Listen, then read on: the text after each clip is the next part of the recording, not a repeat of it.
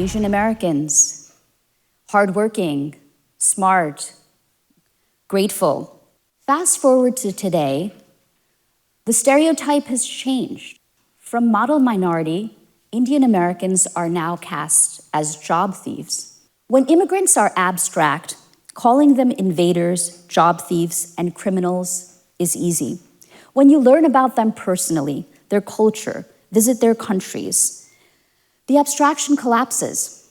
And when the abstraction collapses, scapegoating and hatred have less room to land. At the India Center, we believe that when you know someone's story, stand beside someone in hard times, and fight for the community and democracy you share, it becomes harder to say they don't belong here, when here is a place we helped build.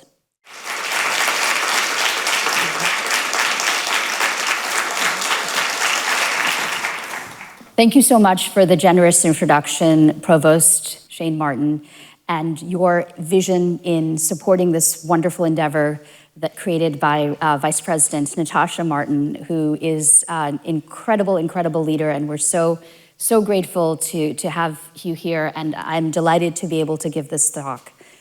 Thank you to all of the audience members, students, staff, wonderful faculty colleagues who are here to listen and to support me, so thank you so much. When I was growing up, I was called a model minority.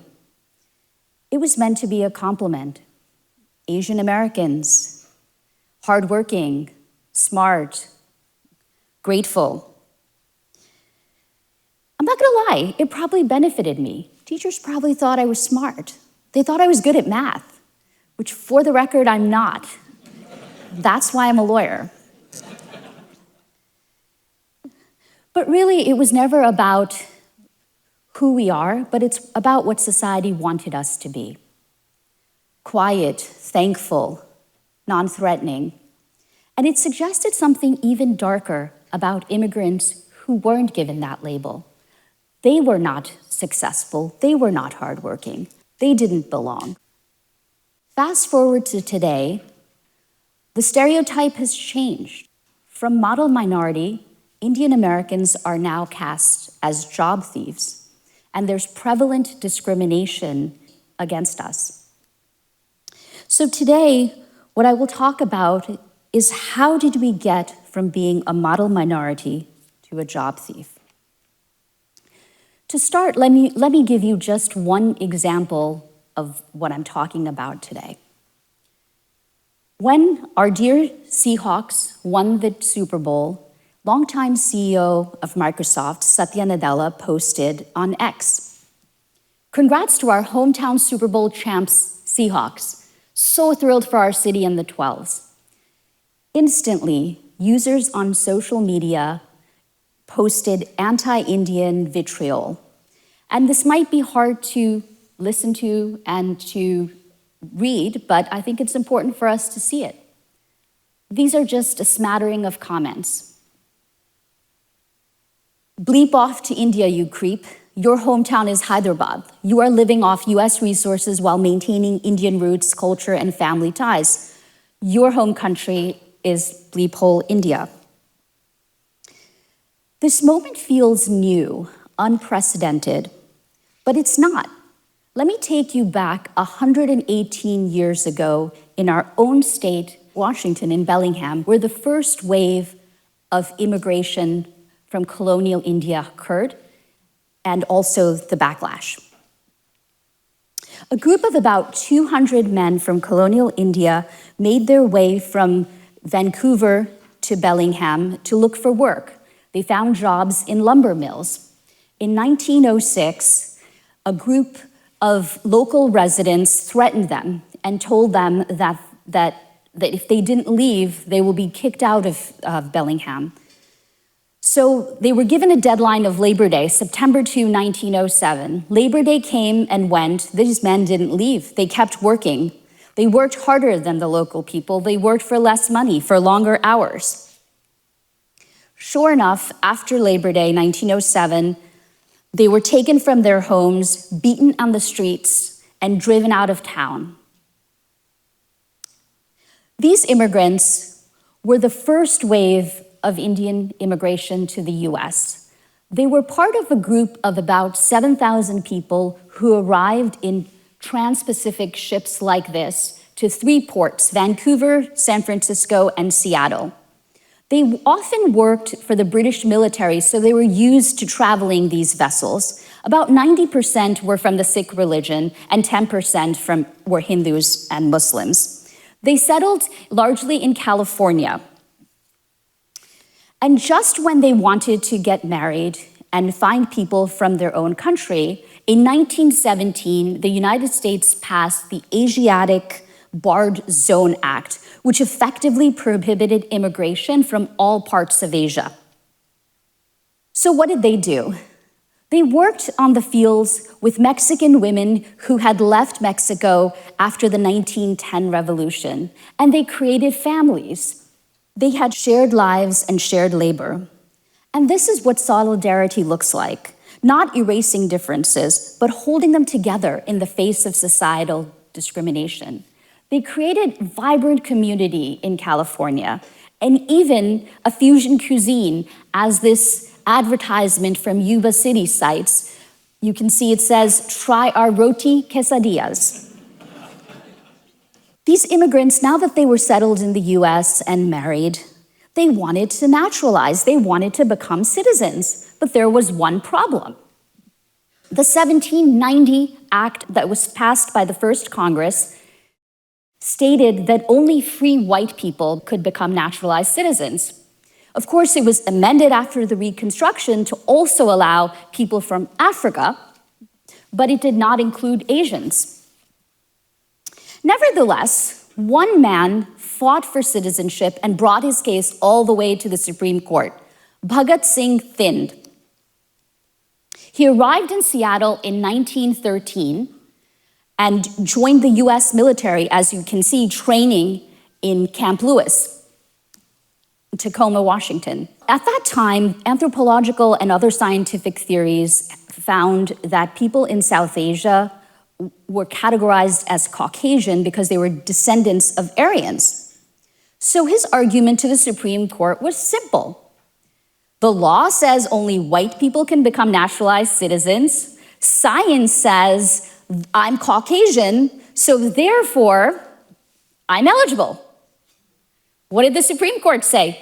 Nope, you're not white. Look at you. You don't assimilate. We don't care what science says. We care what the common definition of white is. And under that definition, you do not qualify.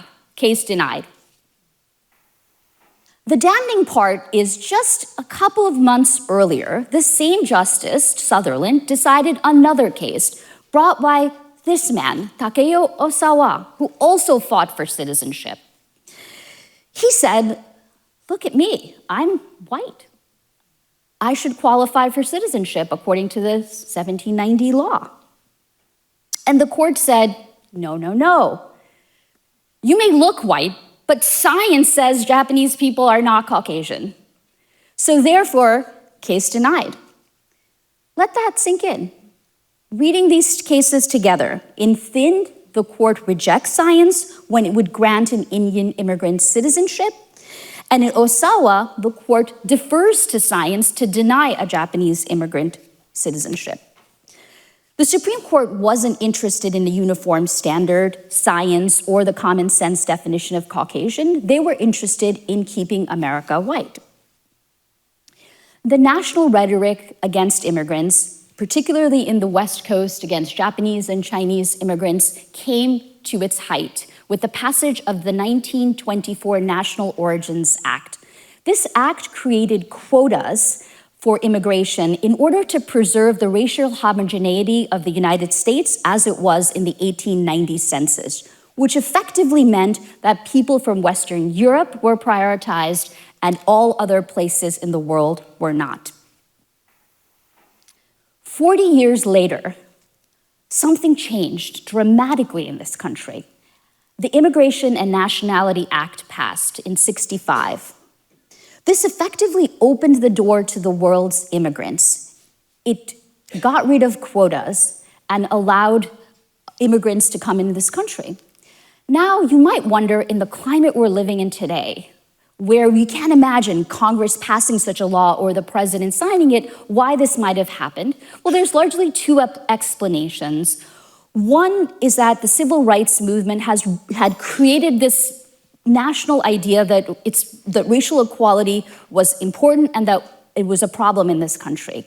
And so this eventually led people to believe that having immigration from one part of the world and not from another part of the world was discriminatory. Secondly, newly sovereign nations, freshly independent from colonialism, including India in 1947, argued that these national origin quotas were discriminatory and wanted their abolition. And the United States wanted to appeal to these newly sovereign nations while they were in the height of the Cold War. My father was a beneficiary of this 1965 act. He applied in the US consulate in Mumbai for a green card. That's right, a green card. That's permanent residency, not a visa. And 18 months later, he was handed his immigration papers to go to New York. Arriving in JFK Airport, the immigration officer lamented a green card right on the spot and said, "Welcome to New York." When he arrived, he knew no one, had no job, had little money, but my mother soon followed. Despite all of this, they made time for civic participation. He became treasurer of the Association of Indians of America. And one of the things they fought for was representation. The United States Census at that time categorized Indians as Caucasian, even though the Supreme Court had rejected that idea 40 years ago. And this denied them the ability to be counted. In 1977, President Carter finally created a new category called Asian Indian in the US Census. That gave us representation. My parents were invited to the White House to celebrate this political achievement. They stood shoulder to shoulder with President Carter and Rosalind Carter. That is America. Then came the second wave of immigration. The initial wave of Indian immigrants that came as a result of the 1965 Act were concentrated in a few states, largely New York and New Jersey, where the population more than doubled between 1980 and 1990. Neighborhoods seemed to change overnight. One neighborhood in Edison, New Jersey, called Little India, changed dramatically. Pizza parlors became Indian restaurants. A&P grocery stores became Indian grocery stores. Temples began to emerge. Not everyone liked this. A group calling itself Dot Busters began targeting Indian Americans between 1975 and 1993. The dot in their name referred to the bindi worn by some Hindu women. The group explained their motives and goals in a letter they wrote to the Jersey Journal. Here's what they said. "We will go to any extreme to get Indians to move out of Jersey City. If I'm walking down the street and I see a Hindu, and the setting is right, I will hit him or her. We use phone books and look up the name Patel. Have you seen how many there are?" They beat Indians on the streets. Harassment escalated to murder. At least 2 were killed, and many others were terrorized.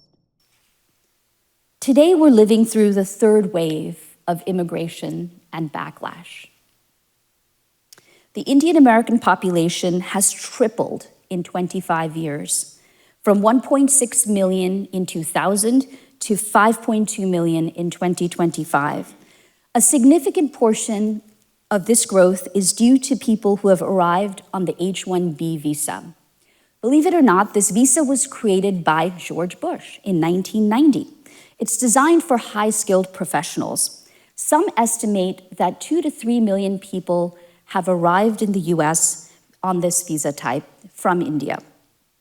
Amazon is the largest H-1B employer, and as many of you might notice, the Indian population in Washington state has doubled. This growth has also led to resentment. National commentators have made statements against Indians. For example, Marjorie Taylor Greene posted on X, "End Indian H-1B visas replacing American jobs. Mark Mitchell called for the de-Indianization of Silicon Valley, asserting that sending back one H-1B developer from top tech firms is economically equivalent to deporting 10 illegal immigrants. A Palm City Bay council member demanded the deportation of every Indian and suggested that they're only here to exploit financially, enrich India, do not assimilate, drain American pockets, and destroy the South. And Coulter refers to Indians and Chinese individuals as cheaters in comments concerning these policies.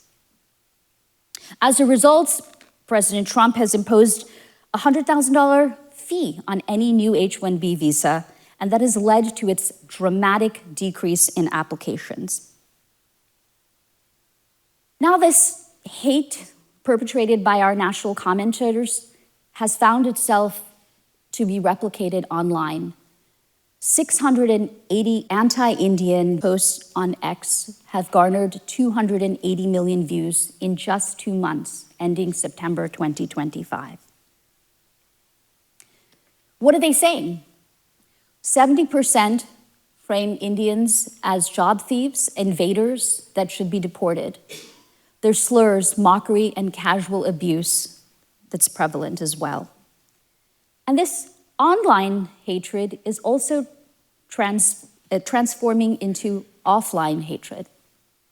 An anecdote documented by Stop APPI Hate from the experience of one woman. She says, I was walking from my office in Virginia towards some cafes.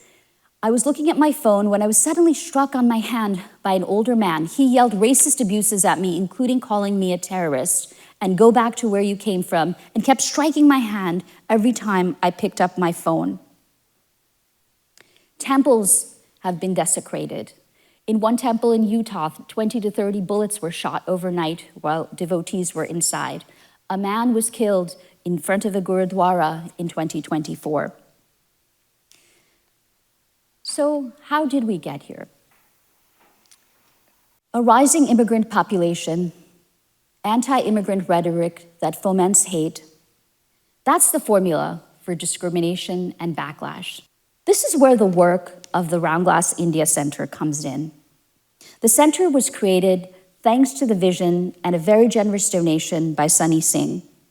Associate Director Shannon Young has worked tirelessly in the last 3 years since its inception to organize events, scholarships, travel to India, podcasts, faculty grants, and so much more. We are joined by Assistant Director Ashni Jagtiani, who is an expert in India relations and has already made an incredible contribution to the center's work. The center has 3 relevant goals that I think are relevant for this moment and how we'll help get through it. First, the center builds people-to-people connections. An example is this event that we had called India Culture Week, where people learned about India culture, art, and music. When immigrants are abstract, calling them invaders, job thieves, and criminals is easy. When you learn about them personally, their culture, visit their countries, the abstraction collapses. And when the abstraction collapses, scapegoating and hatred have less room to land. Secondly, the center works to build solidarity between immigrant communities. The men from British India who married Mexican-American women exemplified this solidarity. They didn't survive by arguing that they were different from each other. They thrived by recognizing their shared condition. The Supreme Court opinions in Thind and Osawa make clear that no one can counter discrimination by arguing that they are different from each other. Instead, when Indian immigrant communities stand alongside Somali, Hispanic, Chinese, we are stronger to fight fear and backlash. Third, the center encourages Indian Americans to double down on their participation in the civic life and the fabric of this country. When Indian Americans serve on school boards, become political leaders, volunteer, donate to local organizations, and lead political institutions like my father did, we are working to further and sustain our democracy and claiming our place in the fabric of America.